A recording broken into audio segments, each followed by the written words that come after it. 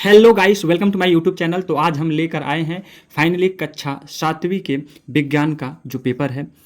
उम्मीद करेंगे कि आप सभी लोग एक एक प्रश्नों को ध्यानपूर्वक देखेंगे तथा जिनको भी 60/60 लाना है तो वो वीडियो को स्किप ना करें, एक एक प्रश्नों को देखिए, ध्यान से पढ़ें तथा अपने दोस्तों के पास शेयर करें। चलिए, पहला जो प्रश्न होने वाला है वो हम लोगों का जो है 1 से 5 तक बहुविकल्पीय रहने वाला है। और बहुविकल्पीय आप राइट आंसर देंगे तो आप लोगों को 1 नंबर मिलेगा, यानी प्रत्येक प्रश्न आपका 1 अंक का होने वाला है। चलिए निर्देश पढ़ लेते हैं। यहाँ पे कह रहा है कि प्रश्नों को पढ़कर नीचे दिए गए विकल्पों में से जो है सही विकल्प का चयन करिए। प्रश्न संख्या पहला है, शरीर के विभिन्न भागों में ऑक्सीजन कौन पहुंचाता है? ऑप्शन आपका ए है आयोडीन, बी है प्रोटीन, सी है हीमोग्लोबिन और डी है विटामिन। तो आपका सही आंसर होगा ऑप्शन सी, हीमोग्लोबिन। प्रश्न संख्या 2 नंबर दूसरा कह रहा है कि कोई व्यक्ति जो है उल्टी दस्त से पीड़ित है तो चिकित्सक उसे क्या लेने की सलाह देंगे? ऑप्शन ए है मलाई, बी है चॉकलेट, सी है हमारा ORS घोल और डी है पानी। तो सही ऑप्शन होगा ऑप्शन सी, यानी कि ORS घोल की सलाह देंगे। अगला प्रश्न है 3 नंबर कह रहा है कि मनुष्य में प्रमुख उत्सर्जी अंग कौन सा है? ऑप्शन में है फेफड़ा, बी है यकृत, सी है ब्रिक और डी है आमाशय। तो जो सही 3 का ऑप्शन होगा ऑप्शन सी, यानी कि जो है ब्रिक होता है, ब्रिक। चलिए प्रश्न संख्या 4 देख लेते हैं। चौथा प्रश्न कह रहा है कि 2 स्टेशनों के बीच की दूरी 120 किलोमीटर है तो रेलगाड़ी इस दूरी को तय करने में 2 घंटे लेती है तो रेलगाड़ी की चाल होगी। ऑप्शन ए है 50 किलोमीटर, बी है 60 किलोमीटर और सी है हमारा 70 किलोमीटर और डी है आप लोगों का 40 किलोमीटर। तो आपको पता होगा कि जो है चाल बराबर क्या होता है? चाल बराबर होता है हम लोगों का दूरी, चाल बराबर होता है दूरी बटे में समय। तो आप लोगों का जो है दिया है यहाँ पे कितना जो है दूरी दिया है 120 और समय दिया है 2 घंटे, कट जाएगा आपका 60 आएगा, यानी 60। ऑप्शन आपका बी सही होगा, 60 किलोमीटर। अगला प्रश्न देख लेते हैं अपना। 5वां है, जल प्रदूषण के कारण होने वाली बीमारी है। ऑप्शन में है टाइफाइड, बी है कैंसर, सी है टीबी और डी है मलेरिया। तो सही आंसर जो होगा आपका टाइफाइड होता है जल प्रदूषण के कारण। ऑप्शन आपका ए राइट आंसर है। चलिए जो है आपका दूसरा है कह रहेगा कि रिक्त स्थानों की पूर्ति कीजिए। प्रश्न क्रमांक 6 से लेकर 10 तक प्रश्नों का करना है कि पूर्ति करना है। और देखिए कह रहा है कि रिक्त स्थानों की पूर्ति कीजिए और प्रत्येक प्रश्न जो है आपका 1 अंक का रहने वाला है। चलिए प्रश्न संख्या 6वां कह रहा है कि जो है कांटों को पकड़कर अपना भोजन बनाने वाला पादप, ये कांटो नहीं होगा कीटो होगा, टाइप करने में दिक्कत हो गया है। तो देखिए कीटों को पकड़कर अपना भोजन बनाने वाला पादप डॉट है, कौन सा है? तो जो आपका सही जो आंसर होगा वो होगा, उससे क्या कहते हैं हम लोग? कहते हैं हम लोग इसको घटपड़ी कहते हैं, घटपड़ी ये होगा। दूसरा देखिए 7वां प्रश्न कह रहा है कि घास में क्या होता है? तो घास में जो होता है डॉट की प्रचुरता होती है। तो घास में जो होता है सेलुलोस होता है, यानी से आधा ला यू लो अस सेलुलोस होता है, सेलुलोस होता है। थोड़ा सा भरने में दिक्कत हो रहा है, रुकिए मैं पेन से भरता हूँ। 8वां प्रश्न है कह रहेगा किसी वस्तु की उष्णता की कोट की माप किसमें की जाती है? तो की जाती है उसमें ताप में, ताप होगा, ताप। अगला जो है प्रश्न संख्या 9 नंबर कह रहा है हीमोग्लोबिन जो है कोशिकाओं में पाया जाता है। तो आपका हीमोग्लोबिन जो पाया जाता है वो लाल रक्त कोशिकाओं में पाया जाता है, लाल रक्त भराएगा। अगला 10वां प्रश्न क्या कह रहा है कि समय का मूल मात्रक है। तो समय का जो मूल मात्रक है वो क्या है? हमारा सेकेंड है। तो इस तरह से आपको लोगों के बीच जो है भरने वाला जो है 6 से लेकर 10 तक का प्रश्न रहा। अब देखिए अगला प्रश्न हम लोगों का है क्या है?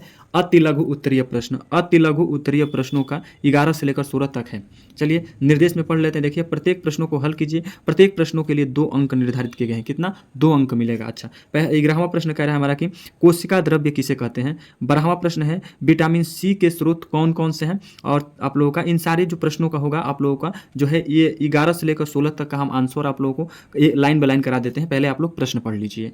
तो ये 13वां प्रश्न है हम लोगों का अम्ल किसे कहते हैं? उदाहरण सहित लिखिए। 14वां प्रश्न है परिसंचरण तंत्र किसे कहते हैं? और आप लोगों का 15वां प्रश्न है हमारा कह रहा है क्या कि कायिक प्रावधान के 2 लाभ लिखिए। और 16वां प्रश्न आपका क्या कह रहा है कि अपपटक किसे कहते हैं? चलिए हम लोग एक एक प्रश्नों का आंसर देखते हैं लाइन बाय लाइन करके। तो ये रहा आप लोगों का 11 का आंसर। कोशिका द्रव्य किसे कहते हैं? तो ये आप लोगों के बीच आंसर है। कोशिका झिल्ली और केंद्रक के बीच पाए जाने वाले जेली जैसे पदार्थ को कोशिका द्रव्य कहते हैं, इसमें कोशिका स्थित होती है। ये हो गया। 12वां प्रश्न है विटामिन सी के स्रोत कौन कौन से हैं? उत्तर है ये कि विटामिन सी के प्रमुख स्रोत जो है खट्टे फल है, जैसे में आप लोगों के नींबू है, संतरा है, आंवला है, अमरूद है और टमाटर है। 13वां प्रश्न आप लोगों का है कि अम्ल किसे कहते हैं? उदाहरण सहित लिखिए। तो वे पदार्थ जो स्वाद में खट्टे होते हैं और नीले लिटमस को क्या कर देते हैं? लाल कर देते हैं, अम्ल कहलाते हैं। उदाहरण में जैसे हाइड्रोक्लोरिक अम्ल जैसे HCI, साइट्रिक अम्ल जैसे नींबू में पाया जाता है। तो इस तरह से 13वां का आंसर रहा। अब देखिए आप लोगों के बीच जो है 14वां प्रश्न है, परिसंचरण तंत्र किसे कहते हैं? तो शरीर का वह तंत्र जो रक्त के माध्यम से ऑक्सीजन, पोषक तत्वों और जो है अपशिष्ट पदार्थों का परिवहन करता है, परिसंचरण तंत्र कहलाता है। इसमें हृदय और रक्त जो है वाहिकाएं क्या होती हैं? शामिल होती हैं। तो ये 14 का आंसर रहा। 15वां का देखिए आप लोग कह रहे हैं कि कायिक प्रोधान के 2 लाभ लिखिए। तो पहला देखिए उत्तर है नए पौधे कम समय में उगाए जा सकते हैं, और दूसरा जो है नए पौधे जनक पौधे की बिल्कुल सटीक प्रतिलिपि होती है। ये आप लोगों का जो है 2 लाभ हो गया कायिका से। अब देखिए 16वां प्रश्न क्या है, कह रहा है कि अपघटक किसे कहते हैं? 16वां प्रश्न कह रहा है क्या, अपघटक किसे कहते हैं? तो उत्तर है 16वां का वे सूक्ष्म जीव जो मृत पौधे और जंतुओं जो है अवशेषों के जो है द्रमस में परिवर्तित कर देते हैं, अपघटक कहलाते हैं, जैसे जीवाणु और कॉक उदाहरण है इसके। चलिए अब हम लोग देखते हैं अपना अगला प्रश्न को। यहाँ से रहा हमारा, अब देखिए लघु उत्तरीय प्रश्न। लघु उत्तरीय प्रश्न 17 से लेकर 22 तक हमारा क्या होने वाला है? तो लघु उत्तरीय प्रश्न होने वाला है। 17 से लेकर 22 तक जो है क्या होने वाला है? लघु उत्तरीय प्रश्न होने वाला है। तो चलिए देखिए निर्देश पढ़ लेते हैं। कह रहा है निर्देश कह रहा है कि प्रत्येक प्रश्नों को हल कीजिए। प्रत्येक प्रश्न के लिए 3 अंक निर्धारित किए गए। कितना? 3 अंकों का किया गया है, निर्धारित किया गया है। चलिए एक एक प्रश्नों को देखते हैं। 17वां प्रश्न है आप लोगों के बीच में, देखिए कह रहा है कि ऊष्मा के स्थानांतरण से क्या समझते हैं? 18वां प्रश्न है अम्ल जो है अम्ल वर्षा किसे कहते हैं? और 19वां है कह रहा है कि स्वपरागण और जो है पर परागण के बीच अंतर लिखिए। और जो आप लोग 20वां है कह रहा है कि अंतर्राष्ट्रीय मानक प्रणाली से क्या समझते हैं? 21वां है ऐसे 6 उत्पादों के नाम लिखिए जिन्हें हम वनों से प्राप्त करते हैं। और 22वां है जो है अपांक क्या है? शुष्क अपांक का उपयोग कहाँ किया जाता है? तो चलिए हम लोग 17 से लेकर और 22 तक के प्रश्नों का उत्तर लाइन बाय लाइन देखते हैं। तो ये रहा प्रश्न संख्या 17। देखिए ऊष्मा के स्थानांतरण से क्या समझते हैं? इसका उत्तर है ऊष्मा का गर्म वस्तु से ठंडा वस्तु की ओर बहना ऊष्मा का क्या कहलाता है? स्थानांतरण कहलाता है। इसकी 3 प्रमुख विधियां हैं। कौन कौन से हैं? चालन है, शाहवन है और आप लोगों का विकिरण है। ये ऊष्मा के क्या है? स्थानांतरण के विधि हैं। अच्छा 18वां प्रश्न कह रहा है कि अम्ल वर्षा किसे कहते हैं? तो ये रहा 18 का उत्तर। जब वायुमंडल में मौजूदा सल्फर डाइऑक्साइड और नाइट्रोजन ऑक्साइड जैसे गर्म वर्षा के जल में घुलकर क्या बनाते हैं? सल्फ्यूरिक अम्ल और जो है नाइट्रिक अम्ल में बनती हैं, तो इसे अम्ल वर्षा कहते हैं। 19 नंबर रहा स्वपरागण और जो है पर परागण के बीच अंतर लिखिए। तो देखिए स्वपरागण जब परागण उसी फूल के जो है वर्तिकाग्र पर गिरते हैं तो पर परागण जब एक फूल के पराग कण जो है दूसरे पौधों के फूल के वर्तिकाग्र पर पहुंचते हैं। तो ये रहा इन दोनों के बीच में अंतर। अब देखिए आप लोगों के बीच जो है 20वां प्रश्न हम लोगों का है, कह रहा है कि अंतर्राष्ट्रीय मात्रक प्रणाली से क्या समझते हैं? तो उत्तर देखिए यह मापन की एक मात्रक प्रणाली है जिसे पूरी दुनिया में स्वीकार किया गया है, जिसे एसआई मात्रक, ताकि वैज्ञानिक जो है गणनाओं में क्या करते हैं? एक रूपता बनी रहे। आइए देख लेते हैं हम लोग 21वां का प्रश्न अपना। कह रहा है कि ऐसे 6 उत्पादों का नाम लिखिए जिन्हें हम वनों से प्राप्त कर सकते हैं।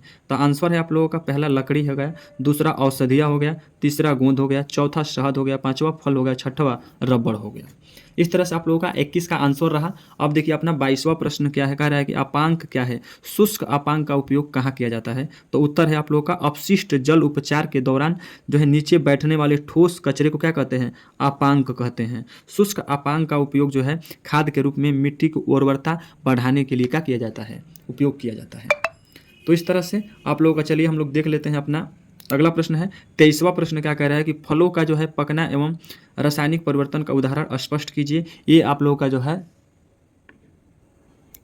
तो ये रहा आप लोगों का जो है। अब देखिए 23 से लेकर 26 तक यानी लंबे उत्तर वाले प्रश्न हैं, और कह रहे हैं निर्देश में कि प्रत्येक प्रश्नों को हल कीजिए। प्रत्येक प्रश्नों के लिए कितने अंक निर्धारित किए गए हैं? तो 5 अंक निर्धारित किए, यानी एक का आप उत्तर देंगे तो आप लोगों को कितना अंक मिलेगा? 5 अंक मिलेगा। ये देखिए 23वां प्रश्न कह रहा है फलों का पकना एवं रासायनिक परिवर्तन का उदाहरण स्पष्ट कीजिए। 24वां है कह रहा है कि वायवीय और अवायवीय शोषण में पाचन में अंतर लिखिए। 25वां प्रश्न कह रहा है क्या विद्युत चुंबक का उपयोग किसी कचरे के ढेर से प्लास्टिक को पृथक करने के लिए किया जा सकता है? स्पष्ट कीजिए। और आप लोगों का 26वां प्रश्न क्या कह रहा है कि यह ममतल नहीं है, समतल है। समतल याद रखिए। समतल दर्पण द्वारा बनने वाले प्रतिबिंबों की प्रकृति बताइए। और आप लोगों का बी है रोगी जो है वाहनों पर एम्बुलेंस उल्टा क्यों लिखा जाता है? तो चलिए इन सारे प्रश्नों का यानी 23 से लेकर आप लोगों का 26 तक के सारे प्रश्नों का एक एक उत्तर करके देखते हैं। तो ये रहा फलों का पकना एवं रासायनिक परिवर्तन का उदाहरण है, स्पष्ट कीजिए। तो उत्तर रहा देखिए, फलों का पकना एवं रासायनिक परिवर्तन है क्योंकि इसमें निम्नलिखित प्रतिक्रिया होती हैं। पहला आप लोग का है नया पदार्थ बनना, हेडिंग डाल दीजिएगा आप लोग। पकने के दौरान फल के भीतर रासायनिक अभिक्रियाएं होती हैं जिससे नए यौगिक बनते हैं जो फल के स्वाद यानी मीठा होना, गंध और रंग को पूरी तरह बदल देते हैं। आप लोगों का दूसरा जो हेडिंग है क्या है, अनुत्क्रमणीय प्राकृतिक। यह एक अस्थायी परिवर्तन है, एक बार फल पक जाए तो उसे वापस कच्चा पूर्वावस्था में नहीं बनाया जा सकता है। उसके बाद से कहा जाए इसको तो गुणों में परिवर्तन है, कच्चे फल में मौजूदा अम्ल और स्टार्च शर्करा में बदल जाते हैं जिससे उसका रासायनिक संगठन क्या होते हैं, बदल जाते हैं। अब यहीं पे देखिए आप लोगों का 24वां प्रश्न क्या है, कह रहा है कि वायवीय और अवायवीय श्वसन में जो है 5 अंतर लिखिए उत्तर। तो ये रहा आप लोगों के बीच में 24 का उत्तर है। आप लोग 5 कॉलम बना लीजिएगा इस तरह से, और जो है एक एक प्रश्नों को एक एक जो है अंतरों को आप लोग अच्छे से लिख लीजिएगा। आप लोग उम्मीद करते हैं स्क्रीनशॉट मार लीजिए इसका, और जो है एक एक जो है अंतर को आसानी पूर्वक आप लोग लिख सकते हैं। तो इसको आप लोग 5 कॉलम बनाकर लिखेगा। देखिए 1 हो गया, 2 हो गया, 3 हो गया, 4 हो गया, 5 हो गया, और ये उदाहरण रहा आप लोगों का। तो इस तरह से आप लोग हेडिंग में लिखेगा, लक्षण हो गया, वायवीय श्वसन हो जाएगा, और आप लोगों का इधर। तो आप लोग इस तरह से 5 कॉलम बनाकर लिख लीजिएगा। चलिए 25वां प्रश्न आप लोगों को देख लेते हैं। कह रहे क्या विद्युत चुंबक का उपयोग किसी कचरे के ढेर से प्लास्टिक को पृथक करने के लिए किया जा सकता है, स्पष्ट कीजिए। तो उत्तर रहेगा नहीं किया जा सकता है, क्योंकि विद्युत चुंबक का उपयोग कचरे के ढेर से प्लास्टिक को अलग करने के लिए नहीं किया जा सकता है। कारण है क्योंकि विद्युत चुंबक केवल चुंबकीय पदार्थ जैसे लोहा, स्टील, निकेल और जो है कोबाल्ट को अपनी ओर क्या करता है, आकर्षित करता है। तो इस तरह से ये रहा। आप लोगों को थोड़ा सा आगे और बता देते हैं, हेडिंग लिखेगा प्लास्टिक की प्राकृतिक। तो प्लास्टिक एक अनुचुंबकीय पदार्थ है, इसका अर्थ है कि यह चुंबक की ओर आकर्षित नहीं होता है। निष्कर्ष हेडिंग लिखिएगा आप लोग, और इसमें लिखेगा इसलिए यदि हम कचरे के ढेर पर विद्युत चुंबक घुमाएंगे तो केवल लोहे की वस्तुएं जो है उससे चिपकेंगी, प्लास्टिक वहीं पे पड़ा रह जाएगा। आप लोगों का 26 का आंसर रहा। 26 का एक का कह रहा है कि समतल दर्पण द्वारा बनने वाले प्रतिबिंब की प्रकृति बताइए। तो उत्तर आप लोगों का समतल दर्पण द्वारा जो है बनने प्रतिबिंब की मुख्य विशेषताएं निम्नलिखित हैं। पहला आप लोगों का हेडिंग है क्या है वो, कि आभासी और सीधा। आभासी और सीधा हेडिंग है आप लोगों का। तो प्रतिबिंब हमेशा आभासी होता है, इसे पर्दे पर प्राप्त नहीं किया जा सकता है, और सीधा होता है। दूसरा आप लोगों का जो हेडिंग है आप लोगों का यहाँ पे लिख लीजिएगा, समान आकार। समान आकार ये आप लोगों का हेडिंग है, और लिखिएगा इसमें कि प्रतिबिंब का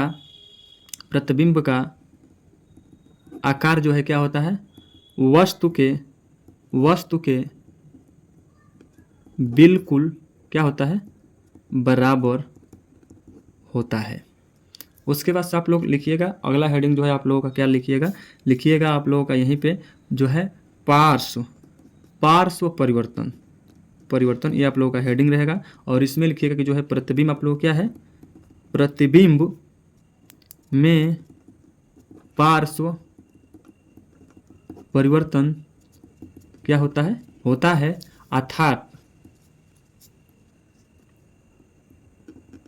अर्थात वस्तु का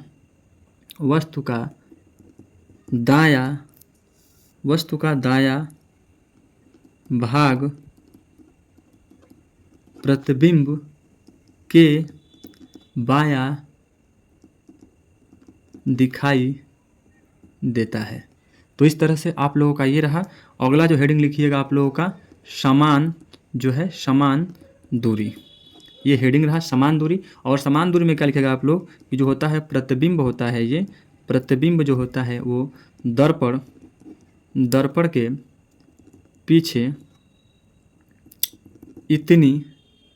इतनी ही दूरी पर बनता है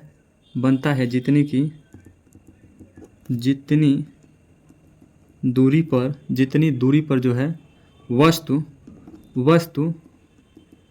दर्पण के सामने रखी जाती है।